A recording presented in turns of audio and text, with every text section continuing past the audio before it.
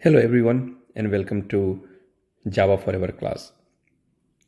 In today's session, we are going to learn about declaration of variables.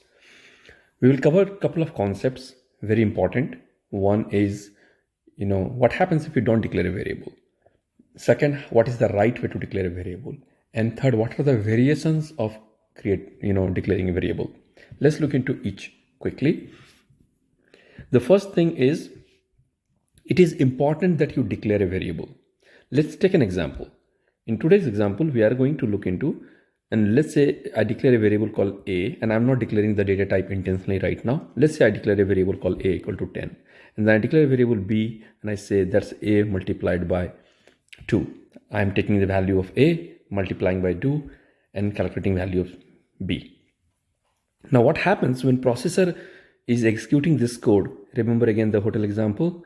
In this statement, processor tells memory to check for a, and since there is no a, it will create a room in memory called a, and value 10 is set. It goes to statement number 2, and in this case, on the right side, we'll evaluate first, and processor says, oh, I don't know what is a, because the job to remember about a variable is not processor's task. It lies with memory. So processor goes to memory and say what is value of a. But interestingly, when it goes to memory says there is no a. Why? Because remember, Java is case sensitive. Capital A room number doesn't exist. What it exists is small a, lowercase a. So memory complains saying there is no room called a. And that's why at this point of time, this processing fails because variable a value was not found. So as you see, the two things, one is case sensitive, I want to show you. And second is what happens if variable is not found. Java is going to throw an error. Java is going to complain and your program won't compile because you did not declare a variable. So first and foremost, before you use a variable, always declare a variable. Now, second part is how do we declare a variable? Declaring a variable is relatively simple. As we talked that there are several data types in Java that you will use it. You have to remember 8 primitive data types, what we refer as byte, short, int, long, float, double, boolean, and char. Out of which byte is just 1 byte. Short is a smaller number. When you would say like 5, 7, 10, a smaller whole number is stored in short. The longer whole number is stored in int. Again, even much longer number, like millions and billions values, you can store it in long. Float is for small decimal. Double is for large decimal, especially when you require higher precision. The boolean is true and false, and character is alphabets like A, B, C, and all that part. Another interesting data type is a string, which is nothing but a group of characters.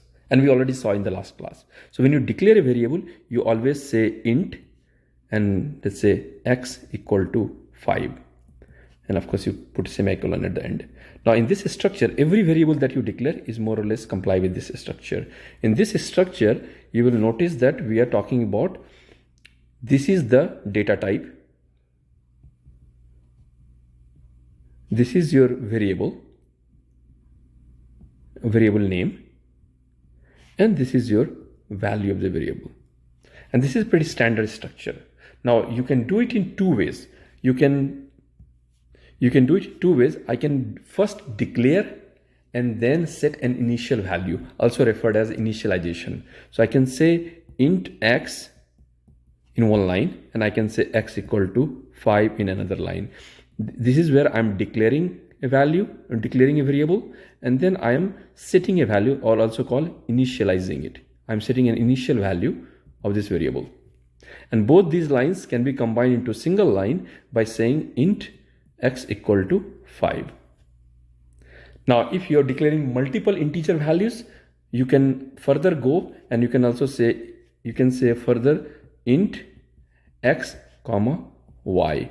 I can declare 2 variables in the same line as long as both variables have same data type.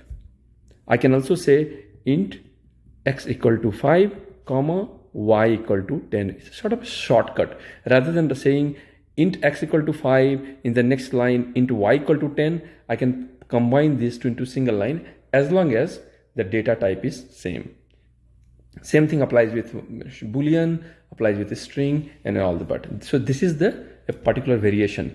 Now in the beginning, if you are confused, as I always say, declare using single variable, single line. I'll say int x equal to 5. I will say int y equal to 10. And as you become more proficient in Java, you can start combining it to a single sentence. That's all in this class. I'll see you guys again in the next. Thank you very much.